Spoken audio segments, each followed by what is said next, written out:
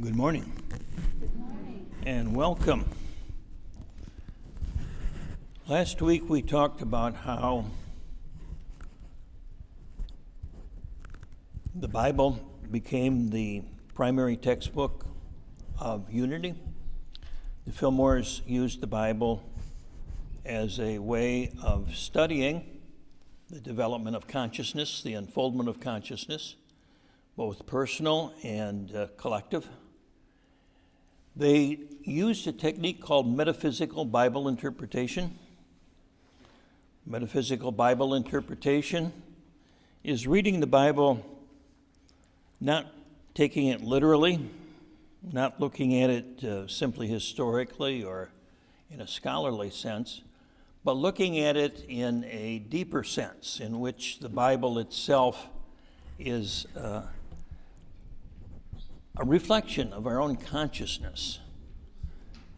The Bible is written at many different levels, can be interpreted at many different levels, and at the metaphysical level, every character, every object, every place in the Bible is a reflection, a depiction of some aspect of our own consciousness. A little bit like a dream. When we work with a dream, the dream itself is all us. Every aspect of that dream is a part of us. And so as we read the Bible, we see the Bible as being inside of us and not outside of us. That, of course, is not the only way to interpret the Bible, but that's the primary way that Unity and the Fillmores have chosen to use the Bible, and it's a very powerful way. And so I'd like to give just one example of how the Bible can be used as a map, a guide, and a handbook on our journey of awakening of our own consciousness. So looking at the Bible itself, we see it's divided into two parts, as most of us know. What's typically called the Old Testament and the New Testament. And more recently, it's often called the Jewish Testament and the Jewish Bible and the Christian Bible. I'm going to use the words Old and New Testament because it really, that terminology reflects the way it's going to be interpreted today. So we talk about the Old Testament and the New Testament. When we look at the two of them, we see that the Old Testament covers historically a period of time from about 2000 BC, roughly up until about 1200 BC. So it's about a 700-800 year period of time.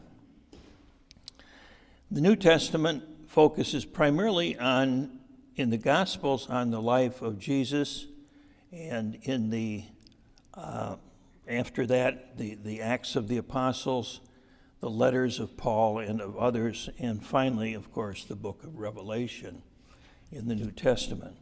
So the New Testament was written in a relatively short period of time as opposed to the Old Testament, which covers a long period of time. So we'll talk a little bit more about this. The Old Testament is symbolic of our journey from subconscious awareness to conscious awareness. So as we develop as a species, as we develop as an individual, we start out functioning at what we would call the subconscious level of mind. If we look at children before the age of, say, 7 or 8 years old, they tend to think mythologically, they tend to think in terms of imagination, stories. They don't think the same way an adult does. Well, likewise, the people in the Old Testament time did not see the world as we do. They did not have science. They did not have history as we know it. They thought in terms of allegory. They thought in terms of what we would call the subconscious awareness, which thinks in terms of symbols. The Old Testament symbolizes a progression from the subconscious to the conscious awareness. Now, in the unity model of consciousness, the model the Fillmores used, we have three levels, three phases of mind. The subconscious is the storehouse of memories. It's the storehouse of our instincts. It's that aspect of us with which we are generally not aware. We may be aware of it in dreams.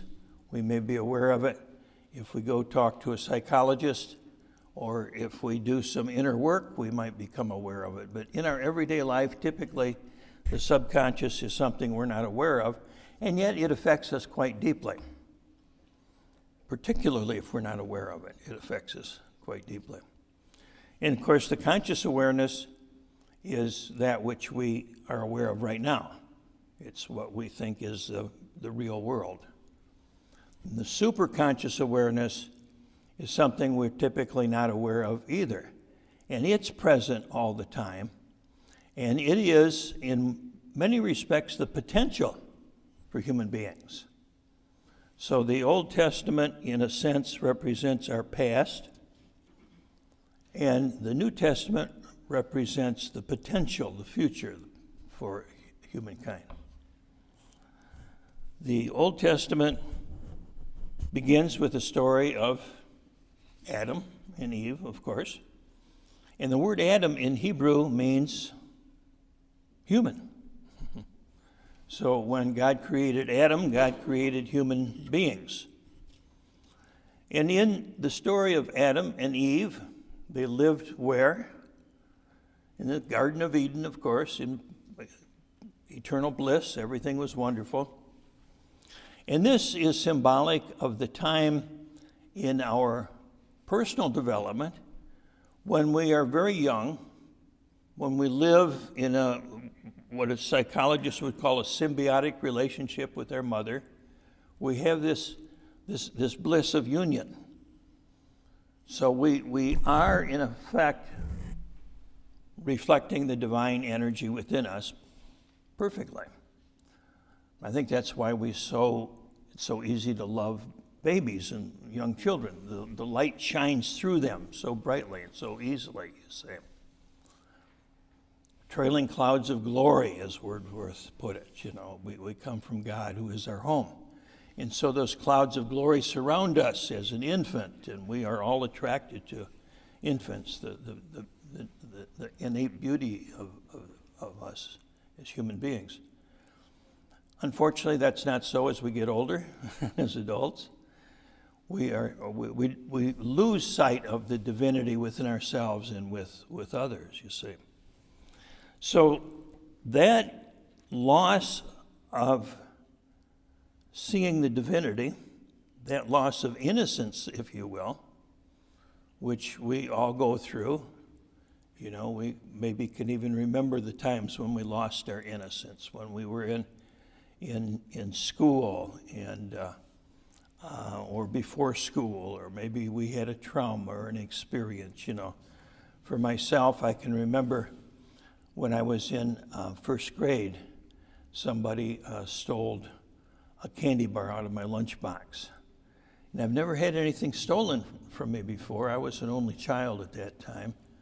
And I remember feeling this sense of, this can't be. You know, it was like, this kind of thing just doesn't happen, you say. And of course, today, somebody steals a candy bar, you'd say, well, they ripped me off, and people do that, and I should be more careful, or whatever you say. But at that age, it was a whole new experience. And that represents kind of the fall from the garden, and the knowledge of good and evil. You know, if you recall the story, God told Adam that you can eat from the tree of life, and you can live forever. But whatever you do, don't eat from that. Don't eat the fruit from the tree of good and evil, knowledge of good and evil. Well, the knowledge of good and evil is symbolic of quite that in our lives. It's the awareness of right and wrong. It's when we become socialized, when we develop a sense of right and wrong. You see, when we're very young, there is no right and wrong. There's just what is, just what's natural.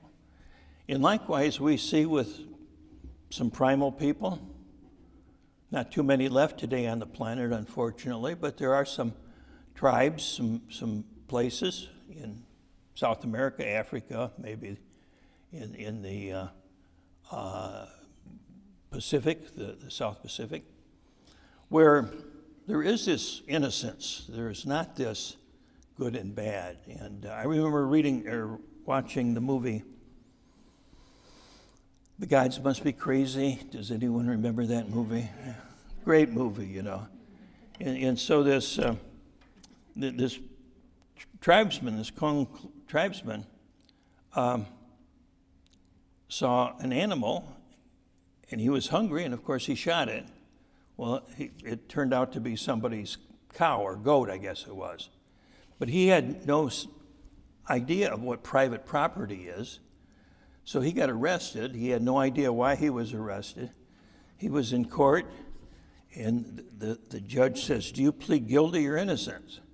And so his attorney talked to him and came to the judge, and he says, "This man doesn't understand what guilty or innocence means.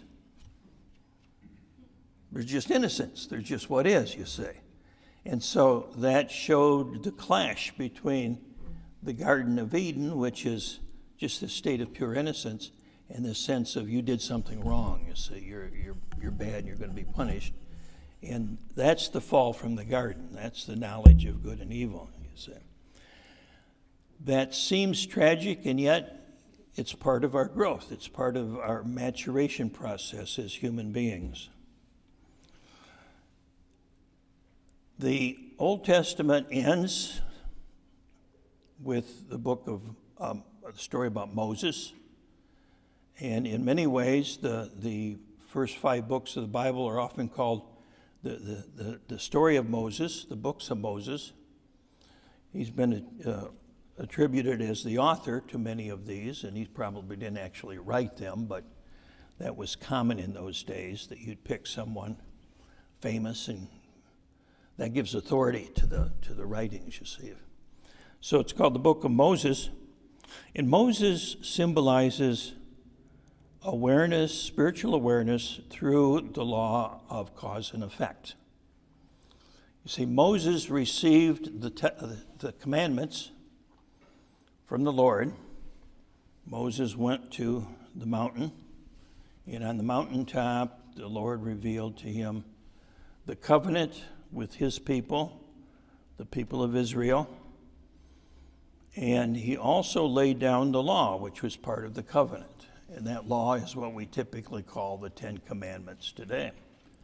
And all of the law and the commandments says, if you do this, then I'll do this. It's really a contract between God and humankind. If you obey my laws, you'll be rewarded. If you don't obey my laws, you'll be punished. Now, at this point in our development, we realize God isn't writing laws and saying you can and can't do this, and I'm going to punish you if you don't.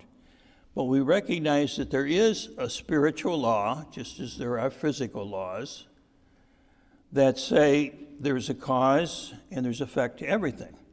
And everything you do has a consequence, you see. So if you hurt someone, there's a consequence to that. And whether or not that consequence is visible or not, it's there. The law of cause and effect. Everything we do has an impact, and everything we experience has had a prior cause somewhere. So we learn through the law of cause and effect when we're children. You know, we're told not to run out into the street. We're not sure why, but I'll get spanked if I do. Well, there's a good reason why Mom said don't run out in the street, but for me, the only reason is I'll get spanked if I don't. Same way with taking medicine. You know, I have to take my medicine because Mom and Dad said I can't watch television or something if I don't take my medicine. Yet there's a deeper reason why we need to take our medicine, but we don't understand that, okay? So in our younger stages of development, we do things because we fear the punishment. And in the early stages of our spiritual growth, we want to grow because it hurts not to grow. We grow because it feels better, number one, and because it's painful if we don't. So we're motivated by our pain, so to speak. We're pushed by our pain, and we're attracted by feeling better. So that's a certain stage in our development. And again, coming back to the subconscious aspect, the Old Testament works with the subconscious, or represents the subconscious. And that's the way we learn at the subconscious level, is through the law of cause and effect, you say. And that's why with certain things in our life, such as our emotions and perhaps our relational patterns, understanding something at the mental level is not nearly enough. We have to learn at a deeper level. The body and the emotions need to learn. And how do they learn? Through the law of cause and effect. When I'm told that something's hot, well, theoretically it's hot. That doesn't mean too much, does it? But if I put my hand on it and I feel it, then I really know what hot is. Then I've really learned it, you say. So there's that level of our consciousness that can only learn through experience. So then we move into the New Testament, and symbolically, the New Testament represents the movement from the subconscious awareness to the conscious awareness. It's like growing up, spiritually growing up. And who's the first character in the New Testament? John the Baptist, Repent, you sinners. John is a very self-righteous character. And John represents the first stage of our awakening, which is referred to as the illumined intellect. John represents the ego at its highest stage of development. It's, to me, a perfect example of this might be in many of us ministers, preachers, teachers, professors, scholars, who know intellectually spiritual principles. Of course, that's not confined to preachers and teachers. It can work for all of us. We know intellectually the spiritual principles, but it hasn't fully taken. See, John was never completely awakened to the Christ consciousness. John the Baptist, that is. He could sense it because he was saying, I'm here to make the way for the Lord. So the illumined intellect is a stage of preparation for the actual awakening of the Christ consciousness. And John himself never made it, but he could sense it. And so John was at the level where we fight what we call evil. We fight what seems to be wrong. And that's what John did. He called the Pharisees and the Sadducees broods of vipers and snakes and all sorts of nasty names. Probably some of those couldn't even be printed in the Bible, I suppose. But he really reviled those that failed to live up to the law. Now, you may know how John died. If you don't, I'll tell you, it wasn't very pretty. He lost his head. Of course, that's pretty symbolic, isn't it? We have to lose our head. Not physically, of course. But sometimes we need to let go of our head in order to progress, to go beyond. And that's what happened to John. So after John, Jesus came. And Jesus represents the full knowledge of the law. Jesus represents not just the illumined intellect, but the illumined being, the illumined soul. Now, Jesus, his life itself was a progression of awakening. And we don't have time to go into that, but right from the start, Jesus was in training. Jesus went through a period of initiation, and he wasn't born this complete teacher, this complete Christ consciousness. It was awakened, and then he had to go through trials, and it developed over his period, over his life. And so again, we see life is a development of consciousness. That's the whole purpose of physical life, is the development of consciousness. And Jesus represents that full awareness, that completeness. Jesus didn't speak about the truth. He spoke the truth. John spoke about it. He pointed to it. He said, here it is. Here's the words. Jesus didn't write anything that we're aware of, but he simply spoke. And many of even those that were in the traditional hierarchy of the Jewish church at that time, the Sadducees and the Pharisees, said that man speaks with an authority like none other that we've ever heard, you see. And that authority comes from speaking from the truth rather than speaking about the truth. So Jesus represents the fulfillment of the law. He represents the Christ consciousness. Jesus was the man, a historical figure, who attained the Christ consciousness fully and expressed it fully in his life. That Christ consciousness is potential within every human being. But for most of us, it is not as developed as it was in the embodiment of Jesus. So we could say Jesus was like the oak tree. We are like the acorns. We're little nuts that are growing up, we're godlings becoming big gods, so to speak. So the New Testament ends with the story of the city of Jerusalem. So going back to the Old Testament, you see, it's so beautiful in the Bible. There's this parallel between the Old and the New Testaments, but there are two different levels.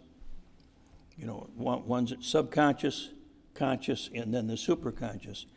In the subconscious level, in the Old Testament, Jerusalem became the city of peace when King David brought the Ark of the Covenant into the city with great fanfare. There was a parade, kind of like a Mardi Gras parade maybe, with the Ark of the Covenant bringing in. This was where God lived. This is where the Lord lived. This was the covenant given to Moses. And so it was brought into the city of Jerusalem. And from that day forward, the city of Jerusalem was the city of peace. It was the home of the Jewish people. And of course, today it's the home also of Christians and Muslims as well. So that's the Old Testament, where the Lord physically resides in the tabernacle. In the New Testament, the book of Revelation, we realize that Jerusalem is within us. And Jerusalem represents that profound peace that we all yearn for, not only within ourselves, but within all humankind. And so the book of Revelation, at the very end in particular, represents that aspect of the deepest desire we all have for the peace that passes all understanding within our own souls and within the souls of every human being alive in the world. So I will close with these words, which were among the final words of the book of Revelation. And this is John, not John the Baptist, and not John the Apostle, but somebody named John wrote the book of Revelation. And I saw a new heaven and a new earth. This is a vision that he's having in meditation. I saw a new heaven and a new earth. For the first heaven and the first earth had passed away. Okay, so the old consciousness had passed away. And I saw the holy city, the New Jerusalem, coming down from God out of heaven, coming from the superconscious into conscious awareness. And I heard a great voice out of heaven saying, "Behold, the tabernacle of God is with men and women, and he will dwell with them, and they shall be his people, and God himself shall be with them, and he will be their God." Okay, so this is symbolic, perhaps, of what Teilhard de Chardin would call the omega point, the place where we have this awakening of all humanity. And on the individual level, it symbolizes our own personal awakening to the Christ consciousness and how that's reflected in our life today. So we, very briefly,